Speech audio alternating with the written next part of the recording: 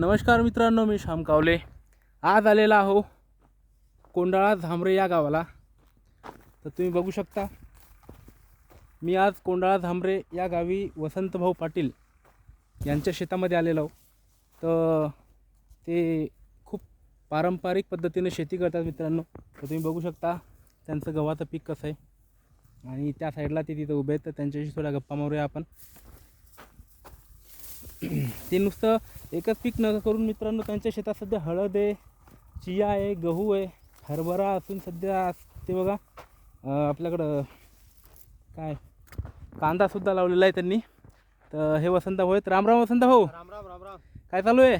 काय नाही, कामं चालू इथे जराशी आपल्या कांद्याची ड्रीप चालू आहे आथरणं. हो का? मी चाललो होतो, मी म्हणलं चला तुमची भेट घेऊन जावा. वा वा, बरं केलं ना.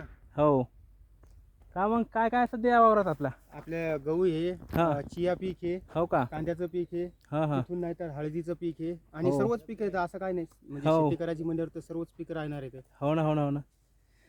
ठीक आहे ठीक आहे, चालते. तर तुम्हाला एक वसंतभाऊ मी प्रश्न विचारतो हा बर. की कमी टायमात सर्वात जास्त उत्पन्न येणारं पीक कोणतं? कमी खर्चात जास्त उत्पन्न देणारं पीक म्हणजे हे चिया पीक आहे. चिया पीक. हा, सध्या आता त्याले हां. 20 ते 21 हजार रुपये भाव आहे मार्केटमध्ये अच्छा. आणि एकदम सोपं पीक आहे हम्म. आणि त्याला काही खर्च लागत नाही तेवढा हां. आणि त्याला काही जनावर वन्य प्राण्यांचा कोणताच त्रास नाही त्याला. अच्छा. एकदम चांगलं पीक आहे. तर मित्रांनो तुम्ही कमेंट करून नक्की सांगा की वसंतभाऊन जे सांगितलं चिया पीक हे बरोबर आहे का?